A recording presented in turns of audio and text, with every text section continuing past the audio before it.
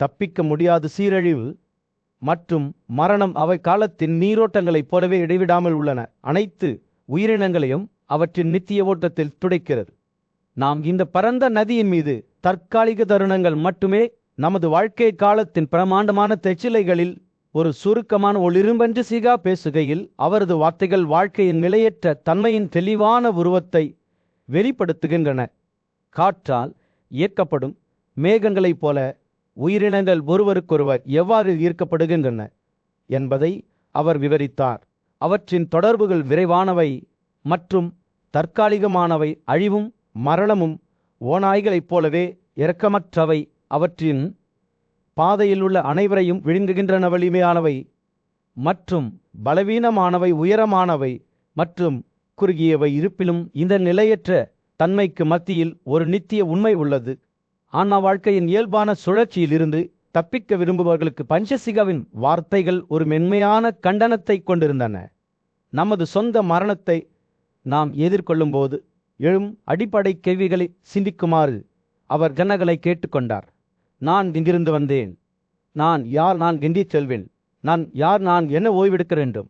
நான் என்னவாக இருக்க வேண்டும்? சுய பரிசோதனையின் இந்த தருணத்தில் பஞ்சசிகா ஒரு ஆழ்ந்த ஞானத்தை வழங்கினார்.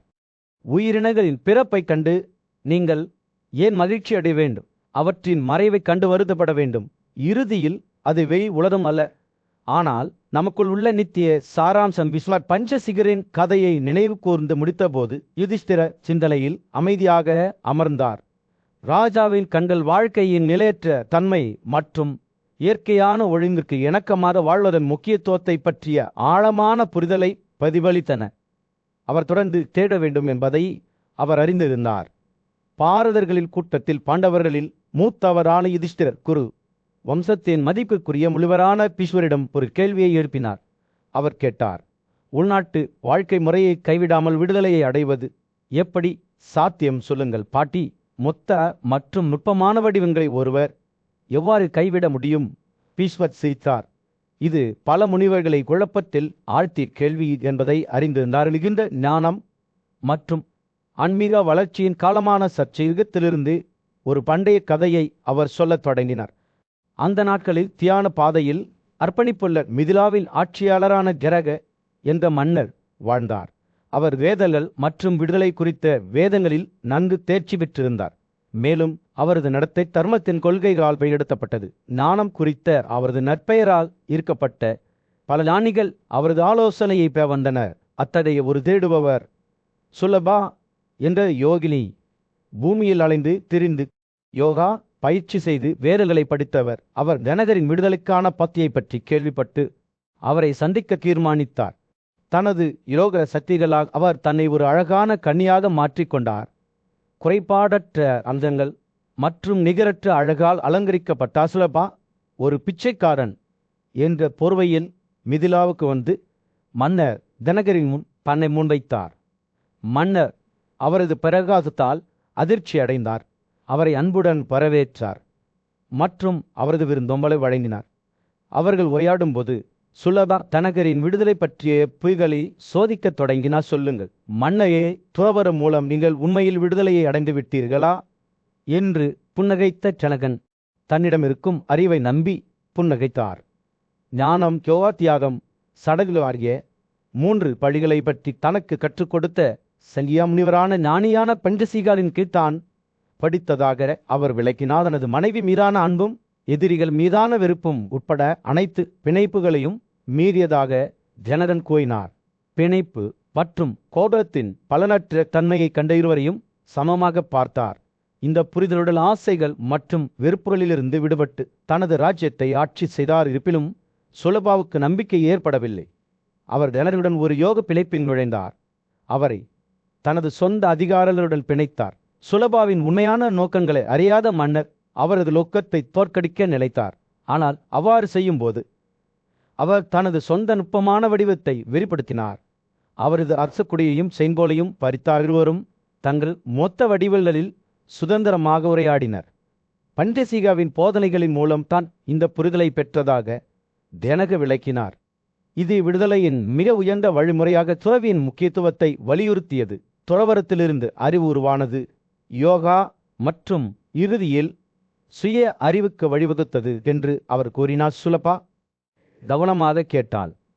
வியாசனின் மகன் சுகாவின் கதையை கேட்க ஆர்வமாக இருந்த யுதிஷ்டிரர் பீஷ்மருடன் அமர்ந்திருந்தபோது அமைதியான நிலப்பரப்பில் சூரியன் உதயமாக தொடங்கியது சொல்லுங்கள் என்று அவர் கெஞ்சினார்.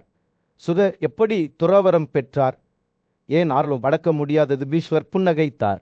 அவரது கண்கள் ஞானத்தால் மின்னின. யுதிஷ்டிரனே, வியாசரர் தனது மகனுக்கு துறவியின் முக்கியத்துவத்தை எவ்வாறு கற்பித்தார் என்ற கதையை நான் உங்களுக்கு விவரிக்கிறேன். அவர் தனது எண்ணங்களை சேகரித்து தொடர்ந்தார். உலக இன்பங்களின் விரைவான இயல்பை பற்றி அறியாமல் சுகர் நிம்மதியாகவும் வாழ்வதை வியாசர் பார்த்தார். எனவே அவர் அவருக்கு வேதங்களை கற்பிக்க தொடங்கினார். பிரபஞ்சம் மற்றும் அதன் செயல்பாடுகளை பற்றிய அறிவை வழங்கினார். அவர்கள் ஒரு மரத்தின் நிழலில் ஒன்றாக அமர்ந்தபோது வியாசர் சுகரின் வாழ்க்கையை என்றென்றும் மாற்றும் வார்த்தைகளை பேசினார். உங்கள் புலன்களின் எஜமானராக மாறி மிகுந்த குளிர், வெப்பம், பசி, தாகம் மற்றும் காற்றையும் அடக்குங்கள். அவற்றை அடக்கி நீதியை பின்பற்றுங்கள். சத்தியத்தையும் நேர்மையும் கடைப்பிடியுங்கள். கோபம் மற்றும் தீமை, சுய கட்டுப்பாடு மற்றும் தவத்திலிருந்து விடுதலை பெறுங்கள் என்று வியாசர் கூறினார். நல்லொழுக்கம் மற்றும் ஒழுக்கத்துடன் வாழ வேண்டியதன் முக்கியத்துவத்தை அவர் வலியுறுத்தினார். சுகர் தனது தந்தையின் வார்த்தைகளை உன்னிப்பாக கேட்டார். ஆனால் வெறும் அறிவு மட்டும் போதாது என்பதை அறிந்த வியாசர் அந்த இளைஞனின் உலக இன்பங்கள் மீதான பிழைப்பை கண்டார். மேலும் அவசரத்துடன் விஷயத்தை வீட்டிற்கு கொண்டு செல்ல முடிவு செய்தார். கதையை தொடரும்போது பீஷ்மரின் குரலில் ஈர்ப்பு உணர்வு ஏற்பட்டது. நீ ஏன் மறக்காமல் தூங்குகிறாய் என்று வியாசர் சுகலிடம் கேட்டார். அவரது கண்கள் தீவிரத்தால் எரிகின்றன. உன் எதிரிகள் எப்போதும் விழிப்புடன் அவர்கள் தாக்குவதற்கான வாய்ப்பை பார்த்து கொண்டிருக்கிறார்கள். இதை அறியாத அளவுக்கு நீ ஏன் முட்டாளாக இருக்கிறாய்? ஒவ்வொரு நாளும் உன் வாழ்நாள் குறுகி கொண்டே செல்கிறது. வியாசனின் வார்த்தைகள் சுகாவின் மீது ஒரு மறைப்பை போல அமர்ந்திருந்த மனநிறைவை துண்டிக்கின்ற. சுக தனது தந்தையின் வார்த்தைகளால் அதிர்ச்சி அடைந்தார். ஆனால் அவை உண்மை என்று அவருக்கு தெரியும். அவர் வியாசரின் போதனைகளில் உள்ள ஞானத்தை கண்டார். மேலும் அவர் உண்மையான நிறைவேற்றத்தை அடைய வேண்டுமானால் தனது வழிகளை மாற்ற வேண்டும் என்பதை உணர்ந்தார். கதையை முடிக்கும்போது பீஷ்மரின் குரல் மென்மையான தொனியில் விழுந்தது. வியாசர் சுகாவுக்கு நீதியின் பாதையை கற்றுக் கொடுத்தார். உண்மையான மகிழ்ச்சி இந்த உலகின் விரைவான இன்பங்களுக்கு அப்பாற்பட்டது என்பதை உணர்ந்து கொள்வதற்கு அவரை வழிநடத்தினார். வாழ்க்கையின் சிக்கல்களை ஞானத்துடனும் இரக்கத்துடனும் எவ்வாறு வழிநடத்துவது என்பதையும், உலக பிழைப்புகளிலிருந்து பிரிந்து செல்வதற்கான உணர்வை எவ்வாறு வளர்ப்பது என்பதையும் அவர் அவருக்கு காட்டினார். பீஷ்மர் கதையை முடிக்கும்போது யுதிஷ்டிரர் மிகுந்த கவனத்துடன் கேட்டுக்கொண்டார். வியாசரின் ஞானம் மற்றும் அவரது மகள் சுகாவின் மாற்றம் குறித்து அவர் ஆழ்ந்த மரியாதையை உணர்ந்தார். இந்த கதையிலிருந்து தான் நிறைய கற்றுக்கொள்ள வேண்டும் என்பதை இளவரசர் அறிந்திருந்தார். மேலும் சுறாவின் அடிச்சுவடுகளை பின்பற்ற ஒரு அமைதியான சபதம் செய்தார். துறவு மற்றும் நீதியின் குணங்களை வளர்த்து கொள்ள முயற்சித்தார். பாண்டவர்களில் மூத்தவரான யுதிஷ்டிரனின் புனிதமான பிரசல்லத்தில் பீஷ்மர் வியாசரின் புகழ்பெற்ற மகனான சுதாவின் கதையை விவரிக்க தொடங்கினார். யுதிஷ்டிரனின் ஆர்வம் தூண்டப்பட்டது. மேலும் அவர் தனது பேரிடம் சுகரின் பிறப்பு, அவரது குறிப்பிடத்தக்க தவம் மற்றும் அவர் அடைந்த அசாதாரண முடிவு பற்றிய கதையை வெளியிடுமாறு கேட்டுக்கொண்டார். இந்த கதை மிகவும் முக்கியத்துவம் வாய்ந்தது என்பதை அறிந்த பீஷ்மர் புன்னகைத்து நிகழ்வுகளை மரியாதையுடன் விவரிக்கத் தொடங்கினார். முனிவர்கள் ஒரு நபரின் தகுதியை அவர்களின் வயது, செல்வம் அல்லது சமூக அந்தஸ்தால் அளவிடுவதில்லை என்று அவர் கூறினார். மாறாக வேதங்களை படிப்பதில் தங்களை அர்ப்பணித்தவர்களை அவர்கள் மதிக்கிறார்கள். வெற்றிக்கான திறவுகோல் ஒருவரின் புலன்களை அடிமைப்படுத்துவதில் உள்ளது. ஏனெனில் கட்டுப்படுத்துவதன் மூலம் மட்டுமே ஒருவர் உண்மையான தகுதியை பெற முடியும். பின்னர் பீஷ்மர் தனது பார்வையாளர்களை மேருவின் கம்பீரமான சிகரத்திற்கு அழைத்து சென்றார். அங்கு மகாதேவர் தனது மனைவி பார்வதியுடன் விளையாடியதாக கூறப்படுகிறது. இங்குதான் தீவில் பிறந்த ரிஷி வியாசர் அசாதாரணமான தவங்களை மேற்கொண்டார்.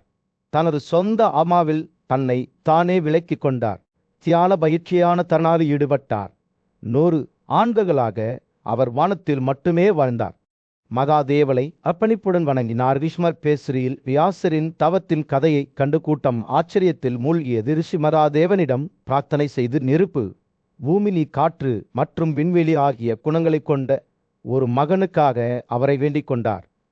தனது குழந்தை பரமாவின் உணர்வை பெற்றிருக்க வேண்டும் என்றும் உயர்ந்த ஆளுமைக்கு அர்ப்பணிக்கப்பட்ட புரிதல் மற்றும் ஆன்மாவை கொண்டிருக்க வேண்டும் என்றும் அவர் விரும்பினார். வியாசரின் பக்தி மற்றும் தாத்தால் மகிழ்ந்த மகாதேவர் புன்னகைத்து அவரது விருப்பத்தை நிறைவேற்றினார். 3 கண்கள் கொண்ட தெய்வம் வியாசர் தான் விரும்பிய குணங்களை உள்ளடக்கிய ஒரு மகனை பெறுவார் என்று அறிவித்தார். இந்த குழந்தை நெருப்பு, காற்று, பூமி, நீர் மற்றும் விண்வெளி போன்ற தூய்மையான மகத்துவத்தை கொண்டிருக்கும். அவரது புரிதல் மற்றும் ஆன்மா பிரம்மாவுக்கு அர்ப்பணிக்கப்படும். மேலும் அவர் முழுமையாக பரமாத்மாவை நம்பியிருப்பார். பீஷ்மர் தனது கதையை முடித்தவுடன் யுதிஷ்டிரரின் கண்கள் மரியாதையுடன் பிரகாசித்தன. சுகரின் பிறப்பு மற்றும் அவரது தவத்தின் மூலம் அவர் அடைந்த அசாதாரண முடிவை கண்டு அவரது இதயம் ஆச்சரியத்தில் மூழ்கியது. கூட்டம் ஒரு கணம் அமைதியாக இருந்தது. கதையின் முக்கியத்துவத்தை பற்றி சிந்திக்கவில்லை. இந்த புனிதமான கதையில் பீஷ்மர் யுதிஷ்டிரருக்கு முனிவர்களின் பண்டைய ஞானத்தை வெளிப்படுத்தினார். உண்மையான தகுதி வெளிப்புற சாதனைகளில் இல்லை, ஆனால் வலிமை மற்றும் பக்தியை வளர்ப்பதில் உள்ளது என்பதை அவருக்கு நினைவூட்டினார். சுதாவின் கதை யோராவின் உருமாறும் சக்திக்கும் ஆன்மீக வளர்ச்சியை பின்தொடர்வதில் தங்களை அர்ப்பணித்தவர்களின் எல்லையற்ற திறனுக்கும் ஒரு சான்றாக செயல்பட்டது. ஒரு காட்டில் பீஷ்மர் சிந்தனையில் உட்கார்ந்து தனது புகழ்பெற்ற மூதாதையரான ரிஷி வியாசரின் கதையை யுதிஷ்டிரரிடம் நினைவு கூர்ந்தார். சத்யவதியின் மகன் பீஷ்மர் தொடங்கினார். கடவுள்களிடமிருந்து ஒரு பெரிய வரத்தை பெற்றிருந்தார். இப்போது ஒரு நெருப்பை உருவாக்க 2 குச்சிகளை ஒன்றாக தேய்ப்பதில் ஈடுபட்டிருந்தார். அவர் வேலை செய்யும் போது மயக்கும் அப்சரகேட்டாட்சை அவர் சந்தித்தார். அவர் தனது சொந்த அழகைக் கண்டு மயங்கினார். இதனால் அவர் ஒரு பிரகாசமான நபராக மாறிவிட்டார். கிரீட்டாட்சியை பார்த்தபோது வியாசரின் கண்கள் வீழ்ந்தன. அவரது இதயம் திடீரென்று ஆசையால் பிடித்து கொண்டது. அவர் தனக்குத்தானே இருந்த போதிலும் அவரது வசீகரமான வடிவத்திற்கு ஈர்க்கப்படுவதை தவிர்க்க முடியவில்லை. அச்சாரிசியின் கொந்தளிப்பை உணர்ந்து தன்னை மீண்டும் ஒரு முறை மாற்றிக்கொண்டார். இந்த முறை அவள்கிளி மற்றும் வியாசரின் பக்கத்திற்கு பாய்ந்தார். மாறு வேடத்தில் இருந்த போதிலும் அவரது இருப்பு அவருக்குள் எரிந்த ஆசையின் நெருப்பை மட்டுமே தீவிரப்படுத்தியது. வியாசர் தனது பொறுமையை வரவழைத்து அவரது ஆர்வத்தை அடக்க முயன்றார். ஆனால் அது பயனளிக்கவில்லை. அவரது மனம் கிளர்ச்சி அடைந்தது. மேலும் அவரது சிறந்த முயற்சிகள் இருந்தபோதிலும் அவரால் தன்னை கட்டுப்படுத்த முடியவில்லை. பலவீனத்தின் ஒரு கணத்தில் அவரது உயிர் வித்து விடுவிக்கப்பட்டது. அதிலிருந்து ஒரு குழந்தை பிறந்தது. வியாசரின் மகன் சுகசுகா தனது முதல் மூச்சை எடுத்தபோது காடு மகிழ்ச்சியான கொண்டாட்டமாக வெடித்தது. காந்தர்வர்கள் தங்கள் இனிமையான பாடல்களை பாடினர். அதே நேரத்தில் அப்சரர்கள் கைவிடப்பட்டு நடனமாடினர். வானக்கட்டி திரமல் தாள துடிப்பொருளில் பெருகின. வானத்திலிருந்து பூக்கள் மழை பெய்தன. பெரிய காற்று தெய்வம் கூட இணைந்தது. புதிதாக பிறந்த குழந்தைக்கு அனைத்து வண்ணங்களின் இதழ்களையும் பொழிந்தது. சுகா வளர்ந்தபோது அவர் அதிசயத்தின் பிரகாசத்தால் சூழப்பட்டார்.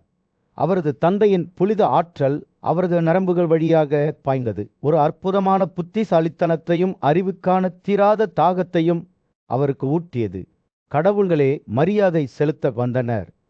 சுகா ஞானம் மற்றும் பக்தியின் பரிசுகளை வழங்கின. தனது மகன் உண்மையான துறவியின் பாதையில் நடக்க வேண்டும் என்று தீர்மானித்த வியாசர் அவை தனது போதகர் என்ற புத்திசாலி விரஸ்பதியிடம் ஒப்படைத்தார்.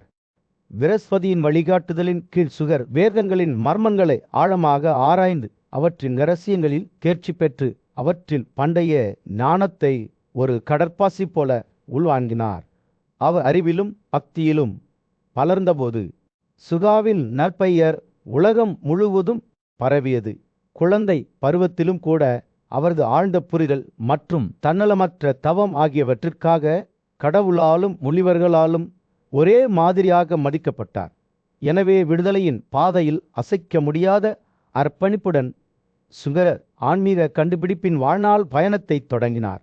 இது அவரை புனிதத்துவத்தின் உச்சத்துக்கு அழைத்து செல்லும். இந்த வழியில் சுகாவின் பிறப்பு பற்றிய கதை வரலாற்றில் பொறிக்கப்பட்டுள்ளது. இது பக்தியின் உருமாறும் சக்தி மற்றும் உலகத்தை கடக்க விரும்புவோரின் வெல்ல முடியாத விருப்பத்திற்கு ஒரு சான்றாகும். ஒரு தொலைதூர நாட்டில் பீஷ்மரின் வார்த்தைகள் அவரது சீடர்களின் மனதில் எதிரொலித்தனர். அவர்களில் அறிவு மற்றும் சுய உணர்விற்கான தீராத தாகம் கொண்ட இளம் துறவியான சுகாவும் இருந்தார். பண்டைய வேதங்களை படிப்பதற்கும் யோகா கலையில் தேர்ச்சி பெறுவதற்கும் எண்ணற்ற ஆண்டுகளை செலவிட்ட தனது மதிப்பிற்குரிய தந்தையான வியாசரை அவர் அணுகினார். விடுதலைக்கான பாதையில் தனது ஞானத்தை பகிர்ந்து கொள்ளுமாறு வியாசரிடம் கேட்டபோது சுகாவின் கண்கள் பக்தியால் பிரகாசித்தன. பிரபஞ்சத்தின் மர்மங்களை நன்கு அறிந்த வியாசர் தனது மகளை பார்த்து கருணையுடன் புன்னகைத்தார். யோகாவை பற்றிய நூல்களை படியுங்கள், சுகா கபில அறிவியலில் தேர்ச்சி பெறுங்கள் என்று அவர் கூறினார்.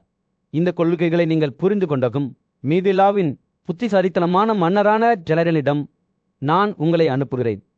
அவர் உங்கள் பயணத்தில் மேலும் வழிநடத்துவார். மரியாதை மற்றும் பணிவு நிறைந்த இதயத்துடன் சுகார் தனது பயணத்தை தொடங்கினார். அவர் மலைகள், ஆறுகள் மற்றும் காடுகளை கடந்து பரந்த நிலப்பரப்பை எளிதில் கடந்து சென்றார்.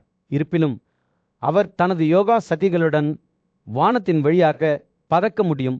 அவர் நடந்து செல்லும் போது தன்னை சுற்றியுள்ள உலகத்தை, அதன் அழகு, அதன் போராட்டங்கள் மற்றும் அதன் மக்களை கவனித்தார். அவரது மனம் அமைதியாக இருந்தது. அவரது இறுதி இலக்கை நோக்கி கவனம் செலுத்தியது. விடுதலை அடைவது மிதிலாவுக்கு வந்தவுடன் சுவா மன்னர் ஜானகாவின் வாயில் காப்பாளர்களுக்கு செய்தி அனுப்பி நகருக்குள் நுழைய அனுமதி கோரினார். போர்டர்கள் தங்கள் நடத்தையில் மொட்டுத்தனமாக ஆரம்பத்தில் அவரது வழியை தடுத்தனர். ஆனால் அவர்களில் ஒருவர் இரக்கத்தால் நடத்தப்பட்டு சுகாவை அரண்மனைக்கு அழைத்து சென்றார். அங்கு அவரை மரியாதையுடனும் வரவேற்றார். ராஜாவின் மந்திரி அழகான பெண்களின் குழுவினருடன் சுகாவை அரண்மனைக்கு வரவேற்றார். ஞானம், இசை மற்றும் உரையாடலில் திறமையான இந்த பெண்கள் தங்கள் அழகு மற்றும் அழகுக்கு பெயர் பெற்றவர்கள். அவர்கள் சுறாவை சிற்றுண்டிகளை வழங்கினர், ஆரை வணங்கினர், அற்புதங்களையும் அதிசயங்களையும் சுட்டிக்காட்டி அவரை தோட்டங்கள் வழியாக அழைத்து சென்றனர். இரவு வந்தபோது சுகர் சிந்தனையில் அமர்ந்தார். அவரது மனம் அவரது தேடலில் கவனம் செலுத்தியது. அவர் யோகாவில் தன்னை அர்ப்பணித்தார். பின்னர் தூங்கினார். பின்னர் எழுந்து தனது ஆன்மீக நடைமுறைகளை மீண்டும் தொடங்கினார். அழகான பெண்கள் இருந்த போதிலும் அவரது இலக்கில் இருந்து அவரை திசை திருப்பவில்லை. எனவே பக்தியால் நிறைந்த இதயத்துடனும் அமைதியான ஆவியுடனும் சுகர் தனது இரவை ஜனக மன்னரின் அரண்மனையில் கழித்தார்.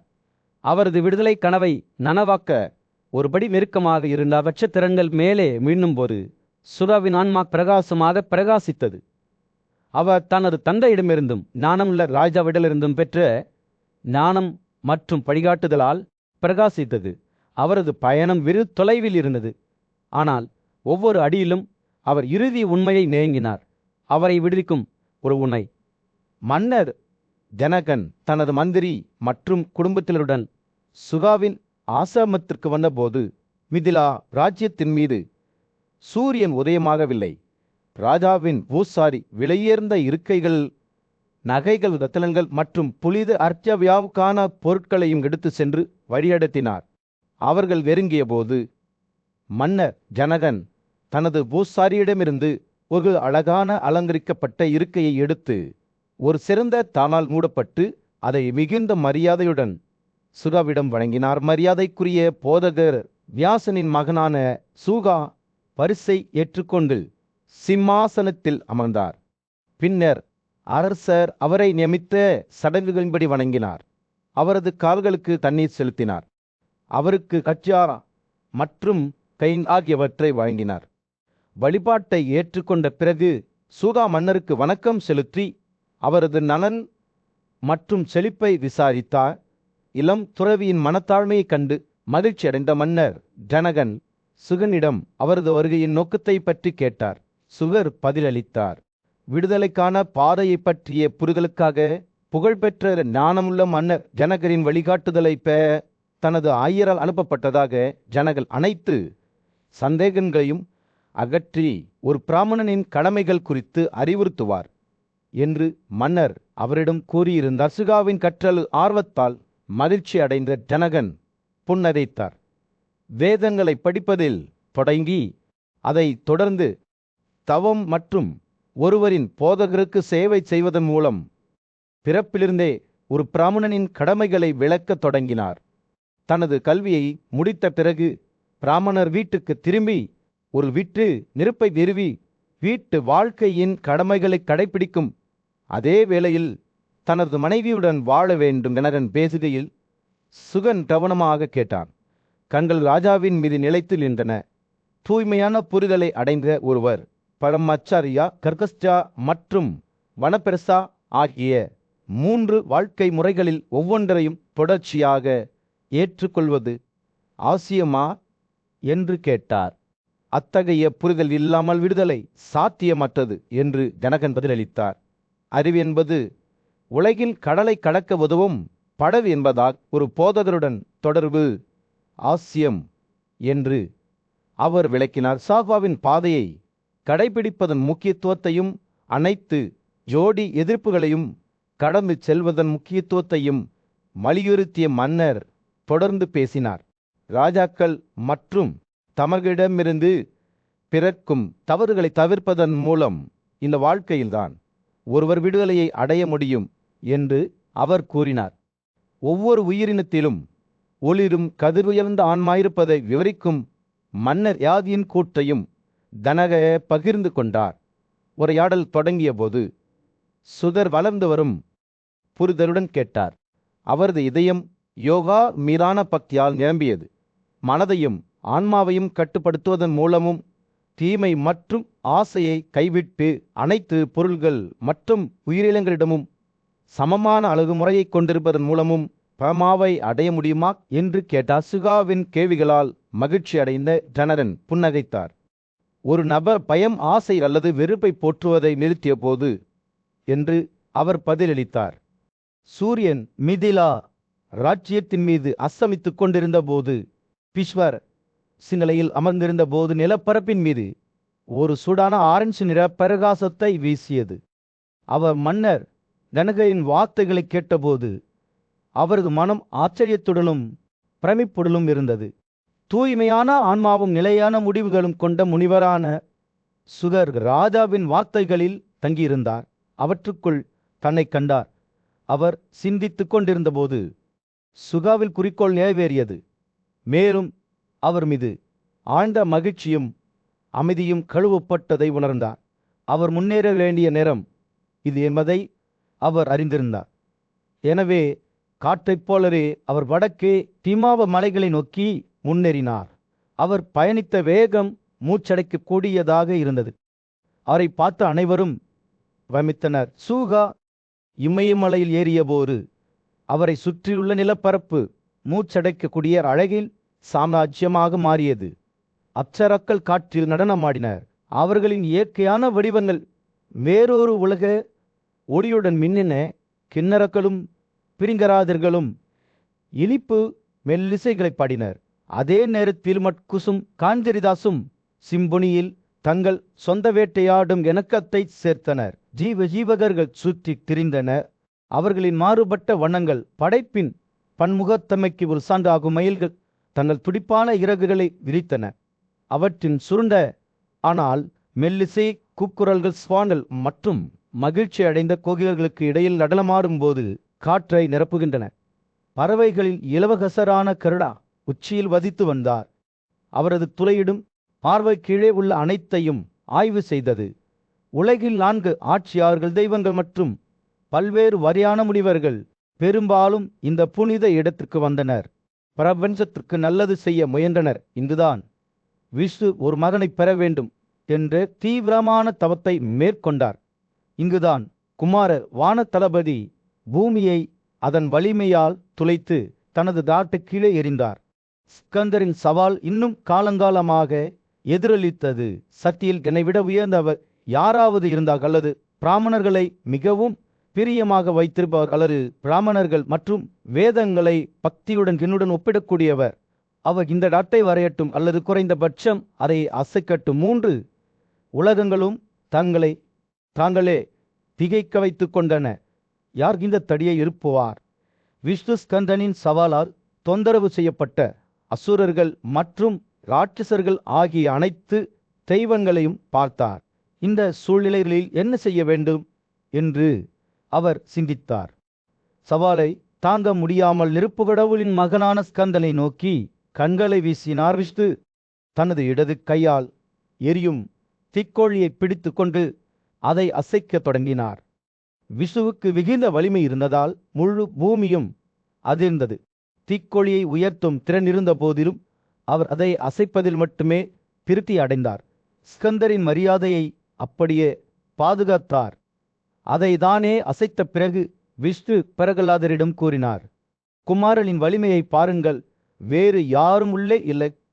மரியாதைக்குரிய ரிஷி வியாசர் தனது மகன் சுகாவுடன் வசித்து வந்த மலைப்பாங்கான புகலிடத்தின் மீது சூரியன் அஸ்தமிக்க தொடங்கியது. வேத நூல்களில் பயிற்சி பெற்ற வியாசரின் சீடர்கள் பூமியில் வேதங்களை பிரிக்க புறப்பட்டார்கள். வேதங்களை பற்றிய அறிவை அவர்கள் தொலைதூரத்தில் பரப்புவார்கள் என்பதை அறிந்த அவர்கள் மகிழ்ச்சியுடனும் நோக்க உணர்வுடனும் இருந்தனர். சீடர்கள் மலையிலிருந்து இறங்கும் போது அவர்கள் அத்பிஸ்தம் உட்பட பல்வேறு தியாகங்களை செய்தனர். மேலும் பிராமணர்கள், சத்திரியர்கள் மற்றும் வைத்தியர்களின் சடங்குகளில் பணியாற்றினார். அவர்கள் பிராமணர்களால் மிகுந்த மரியாதையுடன் நடத்தப்பட்டனர். மேலும் சலிப்பு மற்றும் புகழ் நிறைந்த வாழ்க்கையை வாழ்ந்தனர். கற்பித்தல் மற்றும் தியாகங்களில் பணியாற்றினார். இதற்கிடையில் மீண்டும் புகலிடத்தில் வியாசர் சிந்தனையில் அமர்ந்தார். அவரது சீடர்கள் புறப்படுவதை பற்றிய கவலையால் அவரது மனம் நிரம்பியது. அவரது மகன் சுகாவும் உடனிருந்தார். ஆனால் அவர் தொலைவில் சிந்தனையில் தொலைந்து போனதாக தோன்றியது. ஒரு பெரிய துறவியும் முனிவருமான நாரதர் வளிமண்டலத்தில் ஏற்படும் மாற்றத்தை உணர்ந்து புகலிடத்திற்கு வந்தார். அவர் வியாசனை அணுகி, வேத ஒலிகள் ஏன் அமைதியாகிவிட்டன என்று கேட்டார். வியாசரின் பதில் மகிழ்ச்சியாகவும் நோக்கமாகவும் இருந்தது. அவர் தனது மகன் சுகாவுடன் வேதங்களை ஓதி 3 உலகங்களையும் அவற்றின் புனித ஒளியால் நிரப்பினார். எனவே ஐயாவும் மகனும் ஒன்றாக வேதங்களை ஓதத் தொடங்கினர். அவர்களின் குரல்கள் மலைப்பாங்கான புகலிடத்தில் எதிரொலிக்கின்றன. ஆனால் அவை முழு ஓட்டத்தில் இருந்தபோது ஒரு வன்முறை காற்று எழுந்தது. கடலின் சூறாவளியைப் போல கடுமையாக வீசியது. வியாசர் உடனடியாக இது ஒரு சகுனம் என்பதை உணர்ந்து பாராயணம் நிறுத்தப்பட வேண்டும் என்று சமிக்ஞை செய்தார். இருப்பினும் சுக ஆர்வமாக இருந்தார். காற்றின் தோற்றம் குறித்து தனது தந்தையிடம் கேட்டார். தான் சுகர் பேரார்வம் மற்றும் இருளின் பண்புகளை மீறியதாகவும் இப்போது நற்குணத்தின் மண்டலத்தில் வாழ்ந்ததாகவும் இது ஒரு அறிகுறியாகும் என்று வியாசர் அவருக்கு வெளிப்படுத்தினார். வியாசர் பின்னர் காற்றில் வெவ்வேறு செயல்பாடுகளை விளக்கத் தொடங்கினார். அவை பரம ஆத்மாவின் வெளிப்பாடுகளாகும். காற்று வீசும் 7 போர்கள் இருந்தன. ஒவ்வொன்றும் அதில் சொந்த தனித்துவமான பண்புகளை கொண்டிருந்தன. முதல் காற்று சமனா, புகை மற்றும் வெப்பத்திலிருந்து பிறந்த மேகங்களின் வெகுநிலங்களை வெல்கின் வரை உயரும்படி வலியுறுத்தியது. 2வது காற்று ஆரா ஒளிகளை உயர்த்தி தோன்றச் செய்தது. 3வது காற்று உத்வாரா 4 கடல்களிலிருந்தும் தண்ணீரை உறிஞ்சி அதை வெல்கிலுள்ள மேகங்களுக்கு வழங்கியது.